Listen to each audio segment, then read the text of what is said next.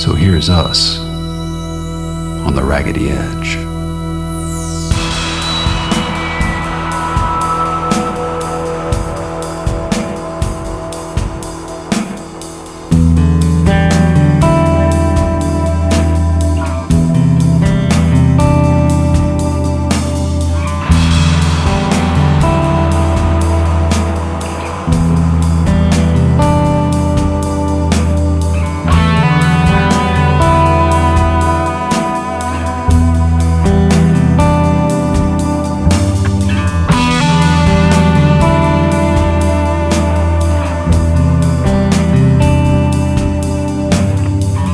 Welcome to episode 9 of So Here's Us on the Raggedy Edge. I'm Matthew Broyles, your host. Got a very special guest with me today, very celebrated author and chronicler of a lot of things in my home state, Mr. Joe Nick Patoski. Welcome to the show. Thank you. And I was just trying to think back. I think the first time I ever actually met you, I'm sure you don't remember this at all, was you were doing an in-store at the Borders Books and Music in Fort Worth that I worked at probably back in the 90s. That was Larry Harrison. Yeah. That's so you do. You remember better than I do. I remember the Borders, and I remember Larry because he did the Fort Worth rock and roll the 3-album set that Norton Records put out. Yeah. Larry's still around. He's working over at Panther City Vinyl over there on Magnolia. But Borders was a great store. I always liked that store. It always kind of aggravated me that it didn't stick around. But good things don't tend to last. So you've done a lot on music in Texas, to say the least. I know with you having been immersed in kind of the backstory of it and the history of it, do you have a read on kind of the state of Texas music at the moment when put into that context of a continuum? When you talk about Texas music, I look at it back when I started writing in the 1970s, no one was talking about Texas music. There wasn't a thing, this label. And now there's kind of a label of, and I guess it means music from Texas, but it's more, it's less monolithic and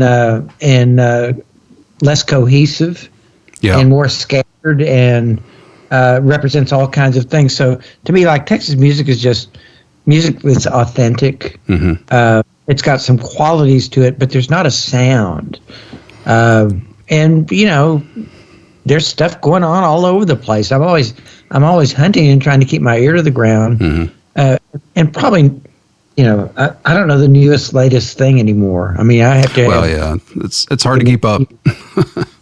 And also at this stage in my life, I'm not really interested in keeping up. I'm interested in kind of, if something bubbles up to the surface, it's really, really significant and good, I want to grab onto it. Yeah. But otherwise, it's like, I've seen this. It's hard to go out and stay out till 3 a.m. Just kind of prowl on the clubs, as it were. I don't know who does, and that's hard to do today. Just even if you're 20 something. Yeah. And to do it, and again, to what end? So it's like different.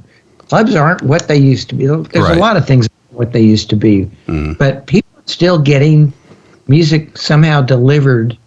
They find out about music and they share it. It still kind of drives the conversation in a lot of places. Yeah, and I think so. You're still based in Austin, and I know that city has undergone such transformation just in the past, couple decades. And I know there's still music down there, but I know often a lot of the places that you used to go to get it aren't there anymore. But I still will bump into people who are coming up here from there. And so it feels like there's still quite a bit of musical firmament going on down there, but I haven't been down as recently as you have. Well, I think it's certainly been institutionalized in the sense that there are places, the kind of storied clubs. The Continental Club is it's run by a guy, but it's almost like it's underwritten. It's almost like a nonprofit. Yeah. the Broken Spoke is this, very hallowed ground because it's a honky tonk that stayed open. Yeah, that's all. I mean, it's kind of a miracle. Music's baked into the culture, and even if people don't participate in it, it's still part of whatever defines the local culture. And of course, there's nuances now where it's like, musicians are like teachers and firemen, police. They're all moving out to Lockhart, which is affordable. Yeah, and Lockhart's got a whole scene into itself. And I think of places like Continental Club and Seaboys that Steve Wertheimer runs, the Spoke. There's some storied clubs, and there's places like Sam's Town Point, south of town, south of downtown, off of Slaughter Lane, which it remains totally cool because it's under the radar, and most folks don't know about it.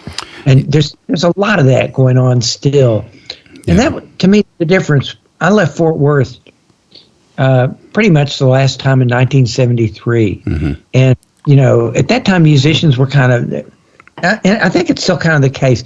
Musicians are getting elevated. If you're Abraham Alexander or Leon Bridges, you're getting some stroke and people respect you.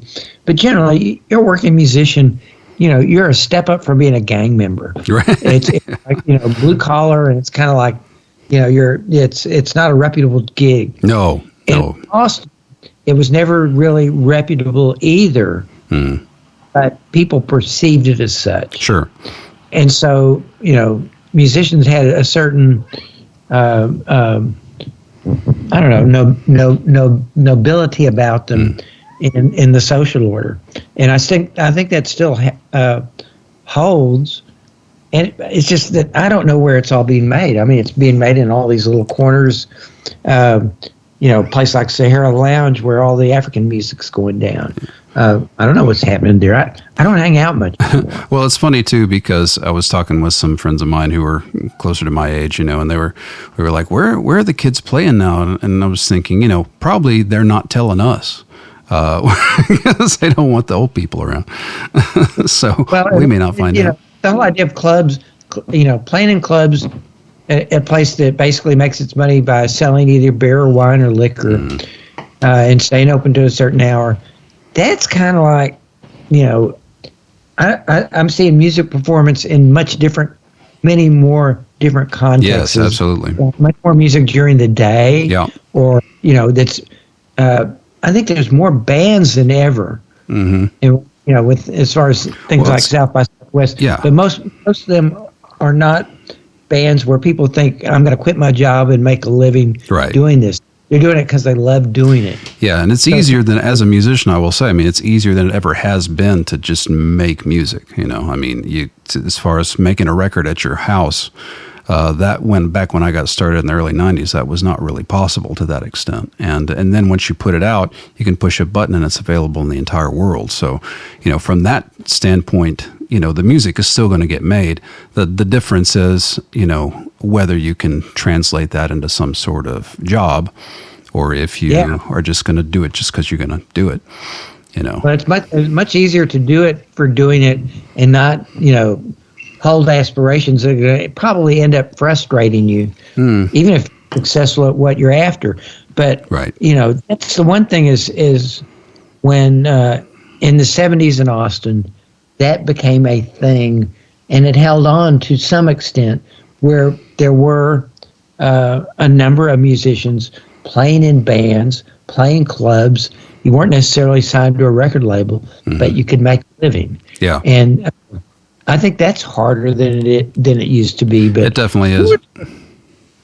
But one of the things that's happening that I sort of notice around here, and we've gotten quite a few Austin transplants who kind of talk about it, like sometimes these days it's actually easier to get paid up in DFW because you're not doing club gigs so much as you're doing like wineries and breweries and non-traditional types of places that will actually pay you a flat fee rather than whatever comes through the door. And so, you tend to go down to Austin more just to kind of play a gig, just to play a gig, for the people down there and the audiences.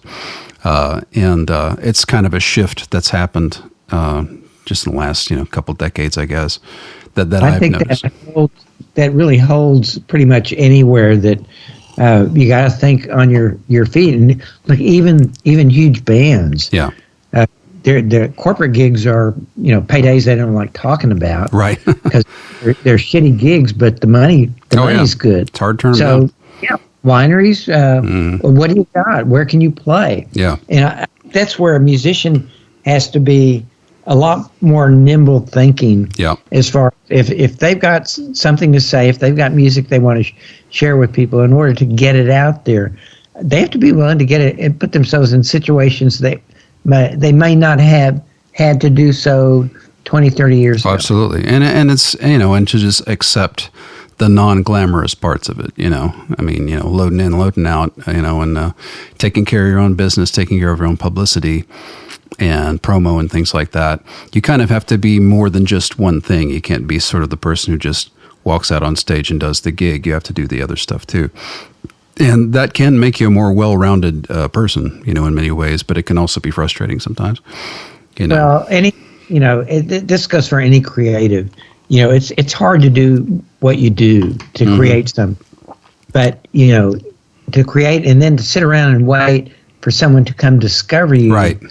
And Yes. see the beauty of your creativity and make it happen. Right. Good luck. I'm all for it. Well, but, you as an author, I mean, I know you've done pieces for all kinds of different publications, and diversified quite a bit, instead of just doing the one thing. And that's, I feel like, as a writer also, I see the value in that, of just kind of thinking of it as, okay, this is my ideal set of circumstances, but here's what I'm going to do to make sure the electric bill gets paid this month.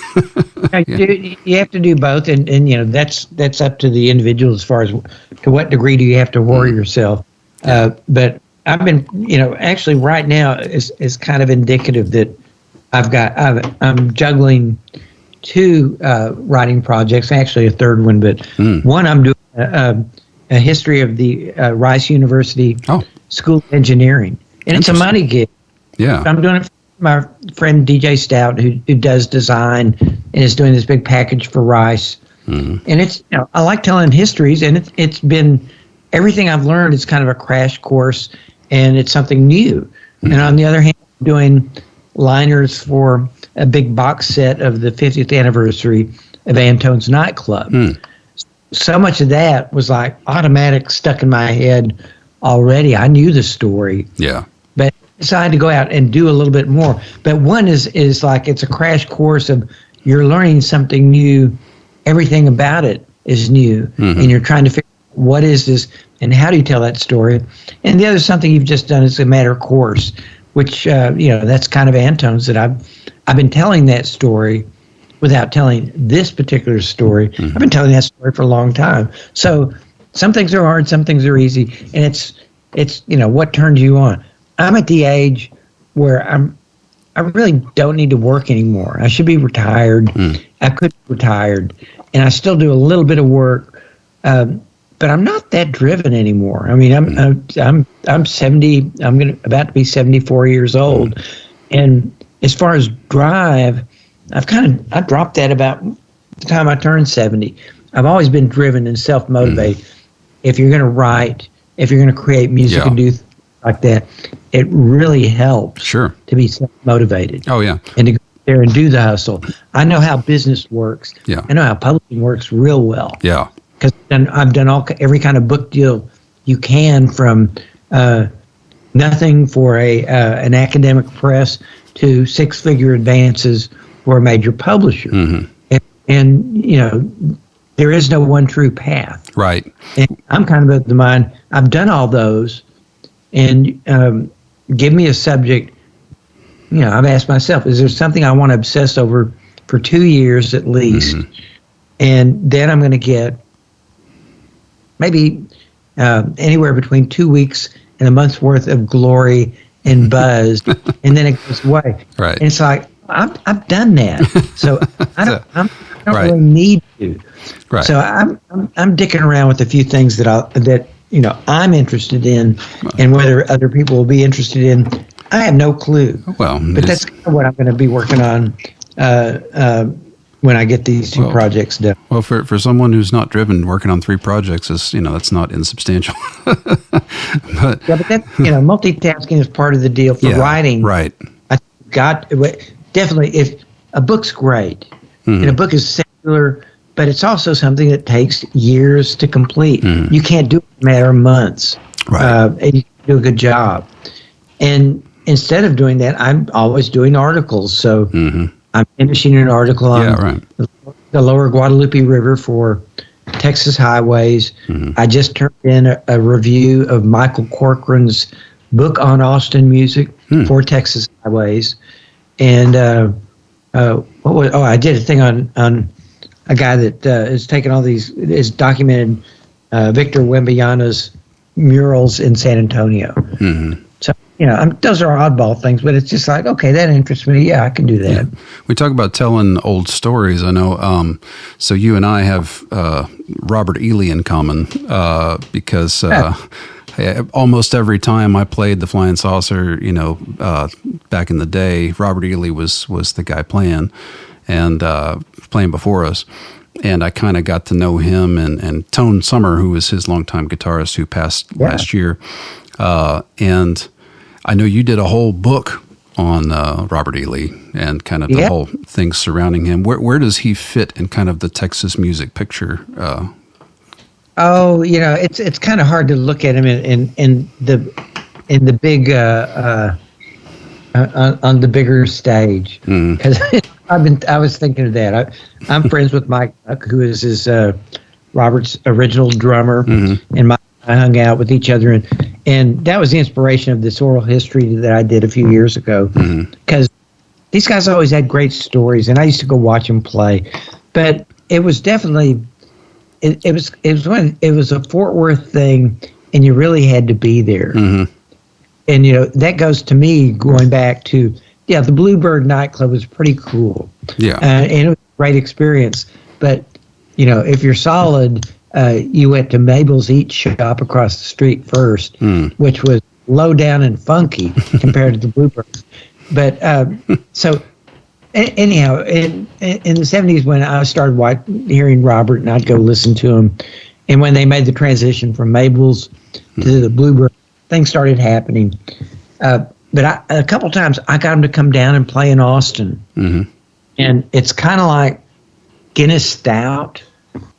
It bruises easily when it travels. They didn't. They came and played, and it was okay, but it was all context, and it wasn't the Bluebird. Right. It was actually like hearing Robert to me, it was hearing Robert in clubs other than the Bluebird in Fort Worth, which is like, okay, it's good, but it to me the environment was everything. Yeah, and it was just a great thing to have witnessed, and it was kind of my entree into the world of blues and roots music, and to what entertainment could be, old school and new school. So it was a real eye opener, and it's kind of a portal. Yeah, it's my portal into music. What my life has been in music and the kind of music I've chased, it all goes back to that. So, and part of it was Mike remains. I mean, Mike runs Antone's record shop in Austin, but he was the guy that had all the crazy sides. I had a record shop in Fort Worth on Rosedale and College called Natural Records, and Mike came. He lived over on Hurley Street, just down the block. On the south side was not a cool part of town back then. Right. Let me tell you. Yeah, I remember that. It was dicey, edgy. But Mike came over to this record shop that I'd started with a friend of mine, and through that, I mean, it was a normal record shop, and I tried to think it was hip and all that. But Mike had sides that, like, he was a collector, and he had stuff, and he was the first guy to really turn me on to, like, this shit comes from Texas, this wild stuff that you just had no idea that existed. So that was kind of it was my education, and remains kind of near and dear. So when I knew Sumter Bruton was not doing well, Freddie Cisneros had a heart attack, And I just took it upon myself. It was to start to get oral histories, to talk to everybody and get their stories straight. Some stories that I'd heard over the years. So everybody told me their stories. And during COVID, that was my self-published book. Yeah. And, I did that just because I wanted to. No one paid me. But actually, for self-publishing, I made my money back. Oh, yeah? That's all right. Yeah. Yeah, this is it. Yeah. So it's not very long. I mean, and for those listening, the book is The Ballad of Robert Ely and His 5 Careless Lovers. You should check that out. What's great is my friend Nancy McMillan, who I worked with at Texas Monthly. She was in the art department, and I asked Nancy. I said, "Do you do books? I mean, you make books?" "Oh yeah, I do private books all the time." And so she showed me how to self-publish, but also do great layouts. So you got you got Mr. Bruton, Steve Bruton, the whole family. That's cool. Yeah, that's one of those things. It's funny because it's many years later, but it was formative memories for me of playing those shows with him and Tone opening up. Or at the Sausage, just kind of hearing that history. You just hearing that weathered voice and the way that he kind of brought like you said, the authenticity to it. Well, he was raw, and he and U.P. Wilson, they were in Dallas at first before they started coming over to Fort Worth, but they did their 2-piece, Boogie Chillin', and it was drums and guitar. And to me, that's kind of like getting down to the root. Yeah. Any more primitive and basic. So, and I got to hear, actually, I heard them, Robert and U.P. do Boogie Chillin' at Antone's nightclub in Austin when there probably weren't 10 people in the house. Oh, wow. But I saw that they were there, and it was great. It was out of sight. No one was there to really witness. Yeah. But, they did really great stuff. And Robert, it turns out, was tied into Frankie Lee Sims and Little Son Jackson, who through reverse engineering, they're kind of guitar heroes of mine. They were from out of Dallas, and there was a really good scene there. But Robert came over and made a scene in Fort Worth when there wasn't a whole lot of blues happening as local bands. And the things he did with Sumter Bruton and Freddie Cisneros and all these guys, and Tone Summer, all the people he played with, he became kind of a mentor and a leader. Yeah, very much so. And very influential. Doing this oral history, it was kind of fun to get back to things like Robert playing the harp without a harp. He could make the sound of the harp. Yeah. Moreover, the guy didn't know lyrics very well. So he's always talking in pidgin, or some kind of mysterious ebonics that you can't crack. And it's because he didn't remember any of the lyrics. and actually, that's I think Buck told me that's why he left the band after a while. They started a spin-off group. Freddie and Buck left, I think, with Lou Ann Barton. And it's partially because Robert did the same thing, but he wouldn't learn new music because he didn't know lyrics. But, to me, that's music.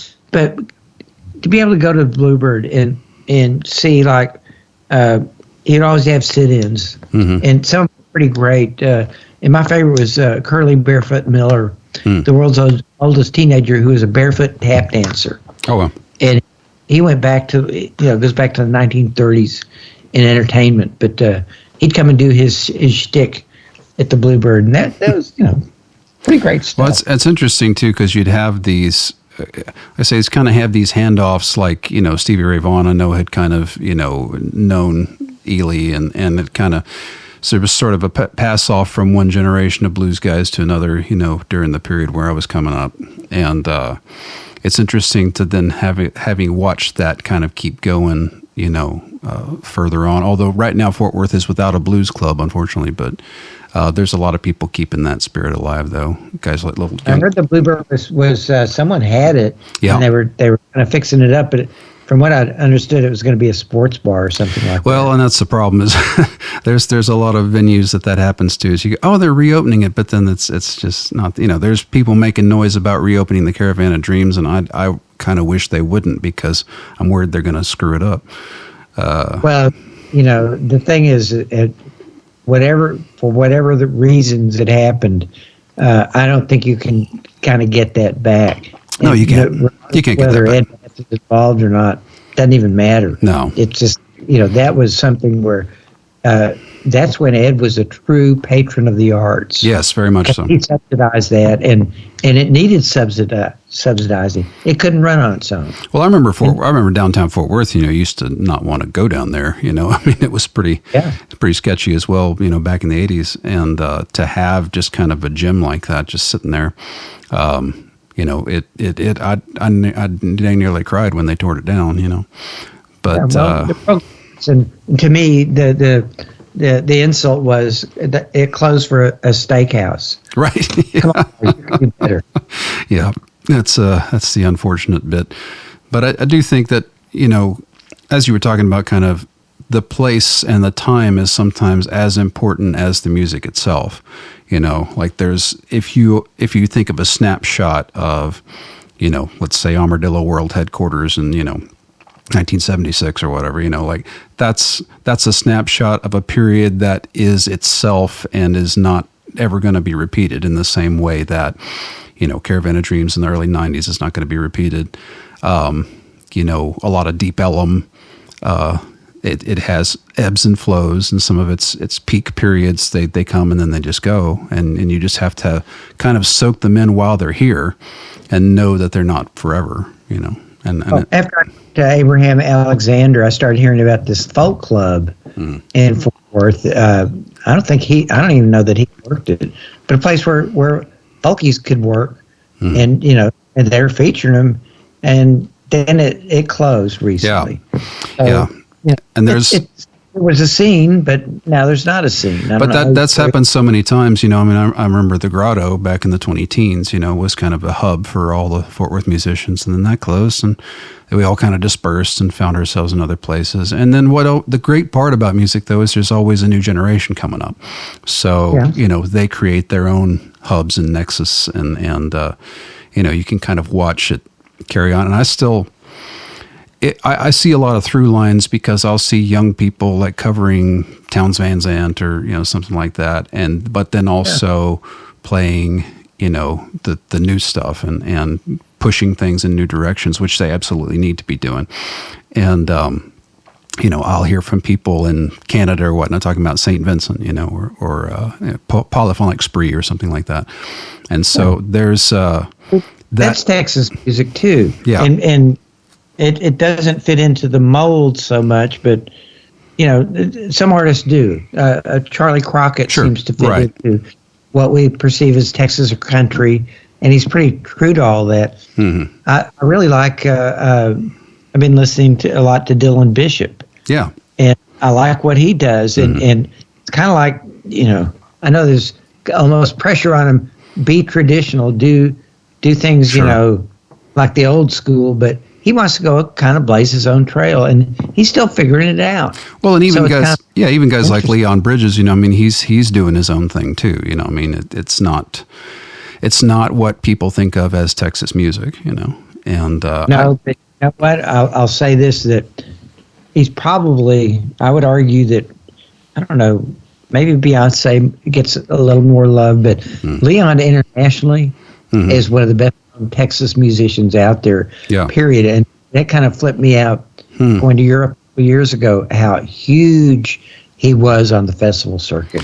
I mean, he's a monster. That's interesting to me too, because I think there's a lot of folks around here who maybe they're known around here, but then they'll go and do tours of Europe and Japan, and they're much larger there than they are here, because around here you can't swing a cat without hitting a guy with a guy with a guitar singing sad songs, But I don't know where Abraham Alexander would play around Fort Worth, but I know like he's getting anymore he's only playing big headliner gigs. But and then of course did he get the Oscar, or was he just nominated? I can't remember. I think it was just nominated. Yeah, working with Adrian Casado, and Adrian has a very hot hand. And see, this is kind of interesting that Fort Worth. Well, you got Abraham in Fort Worth in his story, but Adrian is indicative of Austin's kind of maturity of the music scene in that he's more of a producer, and can work as a producer than he is a musician. He's both, right? But there is a recording class. There's people that actually do production. There's actually mixers and arrangers that can make a living in Austin, which is pretty rare. And they're not having to doing commercial stuff. They're doing straight up creative. So that's great. Well, and there's some of that stuff that, again, is that part of wearing all the hats in the music industry these days. I mean, kind of to be a musician, you also have to have a kind of a producer head about you as well sometimes, especially when you're getting started. And you kind of see how people can kind of branch out and kind of pick the path that seems to be paying the bill that month, and then go back and do the other thing. And you're seeing also, kind of think about legacies and things. I was spotting Sarah Hickman's kid, Lily, is in an outfit down there called Flora and Fauna. And I remember her when she was still in Sarah's belly. So it's kind of funny to see, people like actually growing up and doing stuff. And I think there's kind of a, I say when people talk about Texas music, I think that, like you said, they have a specific thing in their head. But I think those of us who've percolated in it for a while understand that it can include somebody like Little Jack Melody or Lyle Lovett. It's a very different type of thing. No, you're talking generational. That with Sarah Hickman, that you got McMurtry's, and you've got the Gilmores, Jimmy and Colin, and you've got the Allens. You've got three generations there of Terry Bale and now Cowler Allen. Well, and even Lucas Nelson to a degree. I mean, he's, definitely. He's there are many musically talented children of Willie Nelson, but Lucas is kind of the chosen one. Yeah, he's the one that's, he's the heir. He's the one that sometimes when I hear him and I'm not sure it's him and I Shazam it or whatever, I'm always like, okay, I would have liked that even if I didn't know he was Willie's kid. No, he's got it. He's got it going on. He's good. Yeah. Yeah, it's just kind of interesting that tradition of it. And again, a lot of these folks, it's kind of like when, Roseanne Cash, technically Johnny Cash's kid, but she's raised out in LA, so you get a whole different set of influences. And I think a lot of these folks are pulling from stuff that maybe their parents didn't. But that's part of the stew, that's part of how things move forward and keep going. Before LA, Roseanne Cash was in San Antonio. Yeah, that's true. I remember she was talking about kind of she was the leader of the of her local Beatles fan club, in the LA, which it's kind of a funny thought. One of the things too that someone had brought up is you talk a lot about the other Texas, kind of the, because there's the Texas that people who I think watch the news and think of Texas as kind of the place where, I don't know, good things go to die sometimes, and, but you point out something that I'm always trying to point out to people, which is that there is an other Texas. There is a very strong vein, and I think Fort Worth has a lot of that. Austin definitely does. Houston does. Of those of us who are just almost living in an alternate universe, of Texas. You have to these days. Yeah. That's all. It's hard. I've tried to identify what I thought over the years is admirable qualities of the Texan character, and what makes people from this part of the world different from people elsewhere. And I think music's one of those things. It's like the storytelling qualities and all that. But I'll be honest with you. I mean, the politics has me completely flummoxed, embarrassed, kind of disgusted.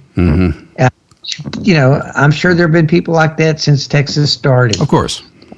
But I look at, the Texas is like, it's a big place. And I don't hear all those voices that I encounter on the street. And the way the game's set up is like the other Texas has been dealt out of the proposition. Even things like simple as public school becomes something to challenge and like it's wrong, or it's a socialist idea. I don't get it. Yeah. So the one thing I can say is that there's still creatives manage to express themselves in this kind of environment. Yeah. And it's usually hard times that kind of bring out the best in people. And you think about kind of, this thing that congealed around Austin during the hippie era, when in most parts of Texas, being a hippie was a good way to just get your ass beat. You wonder if this era we're sort of careening into, we'll have to find other sorts of havens within the state, places, Definitely. People will find a way, and the people that I know haven't all gone into a hole, crawled into a hole, or disappeared, or moved out of state.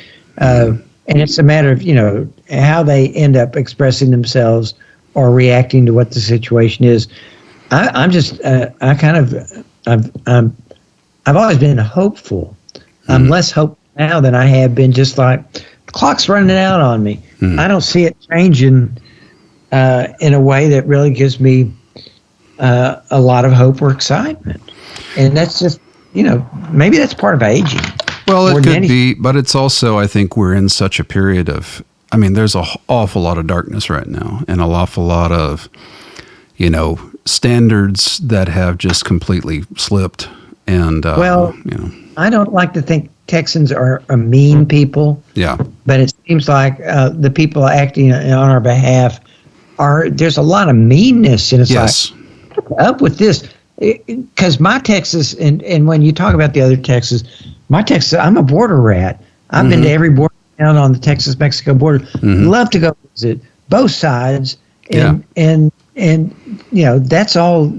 They're building walls and fences to keep me from doing that. Yeah. And, all I know is the closer you get to the border, the more you're in kind of a culture that's unique to itself, the Frontera culture. And, we're doing a pretty good job of trying to erase all that, wipe it out. It's like wiping out Native Americans. So this is one quality of Texans that I'm still trying to figure out, but we're still fighting, justifying who we are because we've conquered someone. We were on the frontier, and we've subjugated someone, whether it's the Native Americans or now whether it's the Mexicans or the other. But there's a lot of that, that part of it. I don't find it an admirable quality. No, but I do see it's kind of this mentality of being on the frontier, and when you're on the frontier, all of a sudden you have to justify your existence in really hostile territory. Yeah. So you're surrounded by Indians, but this is my land. Okay, well, if you can get away with it, good luck. Maybe you can get away. Right. But at the same time, I know where we're from. I know this land really well. And it's kind of like I'm kind of amused with some of these shenanigans about, taking over other countries or invading other places. It's like, you better be careful what you wish for, because I sincerely believe the majority of the Mexican population still remembers there's a lot of the so-called United States that's theirs, and they want it back. Oh, yeah. And that includes Texas. Well, yeah, it's hilarious to me because we lived in Texas before it was Texas. To insist on people speaking English, for instance, in a place called, San Antonio. It's all nuts, because who we are, the other Texas is really, we're bicultural, we're bilingual. Yeah. We've always had people come across from the other side if we need things. And it's like, and that should be a bonus, right? That should be an upside. Around here, if you want good stonework, 150 years ago, it was the Germans that did the stonework. Try find a German that does stonework around the hill country today. No, they're all immigrants from Mexico. Right. They don't have papers. And, in the past, they'd come do their work, and then every November, December, they go back home to Mexico for a month or two, and then they come back and work again. Yeah. And it worked out. That system's worked for a long time pretty well. And now this even Rick Perry got that. Now the Mau Mau and just the trying to make people into these objects that are to be scorned. I don't get that part of Texas. No. So I'm struggling with my Texanness. Well, yeah, and I think I have been too, and I also had it in my head for a while, that even people who I knew who would vote for those sorts of things, kind of at base were at least still decent people, and sometimes I don't know.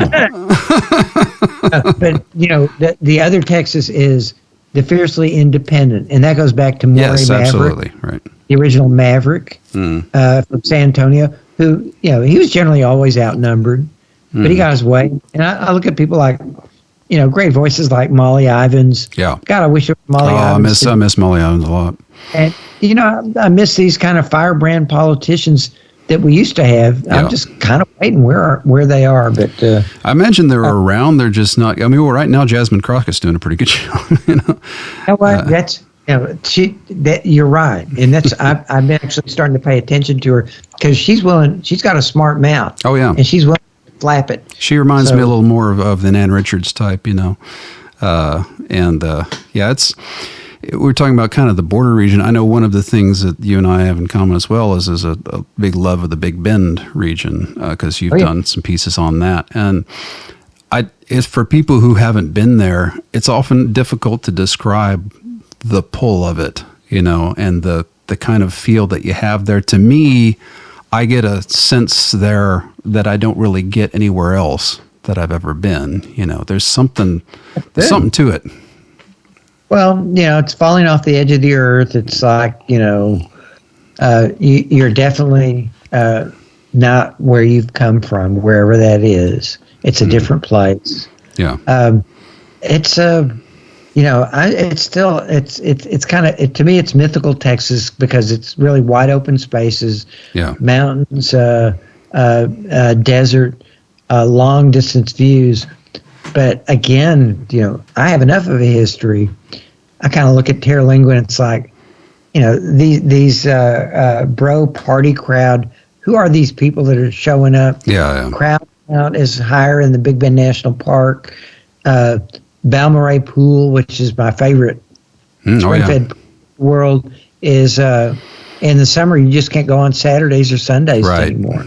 Too crowded. Well, and I think it's also having some issues. I know they're having some pollution with that too. But I'm able to write about these places without thinking. I can write and tell everybody about it and not worry. The crowds will come because it's so hard to get to. It's so far away, and there's not. It's not convenient. But more people are looking for a place like that. Yeah, they're figuring it out. There's just a number of people. Just the fact that you can't afford a Airbnb in Marfa anymore. That's all. That's pretty nuts. I mean, I'm lucky enough that I stay with. I've got a pretty good network of friends. Yeah, I've developed over the years out there, and I like every town. I mean, Alpine, Fort Davis, Marfa, Valentine, Marathon, Terlingua, Studi Butte. All those places are pretty cool. Presidio's cool. Yeah, I like Presidio. People are discover it, but it's extreme Texas. Yeah, I mean, it's the hot part. It's the driest part.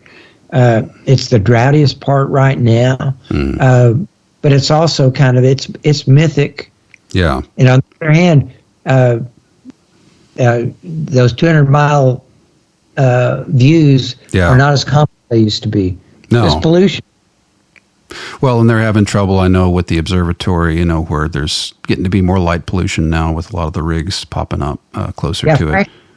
So that's their whole thing. There's a guy at the observatory, Stephen Hummel, he's one of the Star Party guys, but he's in charge of the Dark Sky Initiative. And all he does is go around to oil companies and try to nicely point out how if they put caps on their lights or reduce this or that, they could save money and it would be more effective and it wouldn't interfere with the astronomers' work. It's not just the Permian oil field light pollution.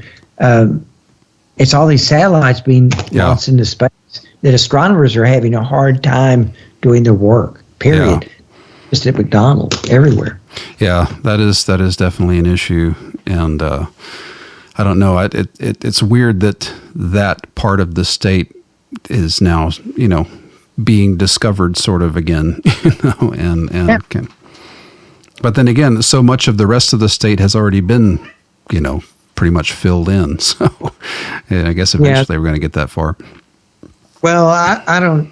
It's going to be a while. It's going to be several generations, I think, before there's going to be any kind of population pressure. Like, what's happened in the hill country, the eastern hill country, near the cities, that it has urbanized. Yeah. Out in Marfa, Alpine, Fort Davis, no. Yeah, it's still pretty small. I mean, if your closest airport is in Midland. Yeah. Your closest hospitals are in Odessa or El Paso. Right. So, those are inhibitors.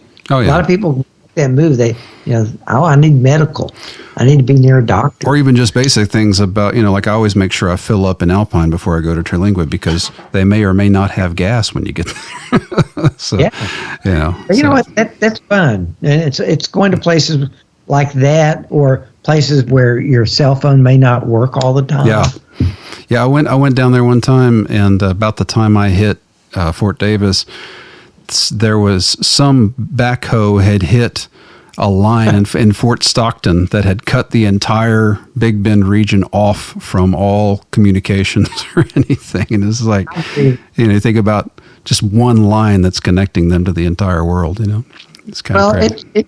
It's a pretty delicate umbilical cord that connects that part of that region of Texas to the rest of the world. Yeah. I mean, it's different. Yeah, it's definitely different. And it's funny when you go down there, too, because I'm always hearing, from people up here about the crisis at the border. And then, you can go down there and drive the river road, between Terlingua and Presidio. And this is just, I don't ever see a crisis. You get stopped every now and then, and especially like if you're on Pinto Canyon Road and you come up off the Caliche onto pavement, as soon as you do, there's a border patrolman comes out. Hey, how did you know I was here? Well, you set off all the sensors. They got motion, they got all this shit. I mean, it's a big to do, but I will say that it's more than a century old. I rented. I took an air flight from Marcos Paredes. He used to be the river ranger at the national park. Mm-hmm. He lives down in Terlingua. He's got a Piper airplane, and he does tours. I think we paid him $200-$300. Mm-hmm. But he's showing us as we're traveling along the routes here's where General Pershing. They built the road for Pershing to go chase Pancho Villa into Mexico, and they never caught Pancho Villa. But military's been out there, since the 19-teens. Oh yeah, at least. Well, actually going to the 1800s. Yeah, the actual Fort Davis. I mean, the fort is still there. It's not used as a fort. But it's kind of nice that the Buffalo Soldiers have been recognized. Mm-hmm. But I've actually tried to figure out, are there any remnants, heirs of Buffalo Soldiers in Fort Davis? And no. Yeah, there's not that many people in Fort Davis, so it would be a pretty small selection if there were, I would guess. But yeah, that's kind of, I don't know, it just always is nice to know that that's down there, even if I'm not there. So if the folks listening wanted to find your stuff, do you have anything coming out soon-ish, or just you're still writing for various publications? I know.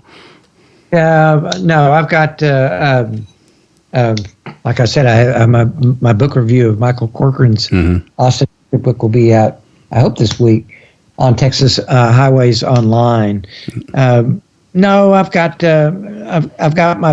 these longer form writing projects that I'm doing, and I've got an idea that I might deign to try to push forward as a book, but it's going to be another year before I get around to even trying to figure that out. But again, it's so personal. But it's about obscure music and obscure people, and it's just like I love the way people are creative, not in just making music, but in presenting the music to the public and getting it to the public. So in Fort Worth, I made a point of when I started writing about music, of seeking Major Bill Smith, who was my friend Nick Patoski, who was a writer, described him as the bargain basement Colonel Tom Parker. And I thought that kind of said it right there. Major Bill, he didn't know shit. He didn't know anything, but he knew how to promote and hustle. And so, he's the guy, he called himself the Hey Guy because he hustled a hit record by Jill and Ray that became Paul and Paula's Hey Paula. He hustled Hey Baby, Bruce Chanel's biggest hit, one of the biggest hits ever out of Fort Worth, that Delta Clinton played on. So people like that really intrigue me. And of all the characters that I've written about, guy down in Port Arthur and wound up in Houston, I got him on the cover of Texas Monthly back in the mid-'90s when he was on his way to prison. But the producer, Huey P. Moe. I'm doing some writing about him and how he learned how to record and recording technology, and then how he defeated the British invasion, and basically how he career-wise he found redemption with Freddie Fender. So it's those twisted stories, and Freddie Fender there's never been a real biography on Freddie Fender. His daughter wrote kind of a memoir, but this is a way to kind of weave a semi-bio of Freddie Fender into this idea that I've got. But it's these obscure Texas guys that back when I finished, Bill Crawford and I wrote Stevie Ray Vaughan, and I was in New York talking to the book publishers, and they said, "What do you want to do next?" And I said, "I want to do Huey Moe and Doug Somm and Freddie Fender." And the editors laughed. They said, "That's too obscure." And they offered me Muddy Waters then, and I turned them down. In fact, Robert Gordon ended up doing that and became. Robert Gordon is one of the great chroniclers of Memphis music, as well as a great biographer of Muddy. But I want to go back to the scene of the crime and do stuff that it's just like I want to tell these kind of like bargain basement hustlers and criminals tell their story. Well, because everybody tells the stories of the ones that everybody knows, and so why not go for the other end, I'm not interested in the obvious anymore. Right. Well, that's a sense of refinement you got. Thank you so much for spending time with us. Appreciate it, and best of luck to you with your project. And I'm hope to see you out and about at some point next time I find myself in town. Or vice versa. Just remember, Fort Worth is worth. What's that? It's worth the greatest city in the whole wide world. No, there you go. George Hamilton IV did that song. Oh, nice. The unexpected city, as I'm told. And don't get me started about Funky Town either. I would never. Thanks, sir. Have a good one. I'll talk to you later.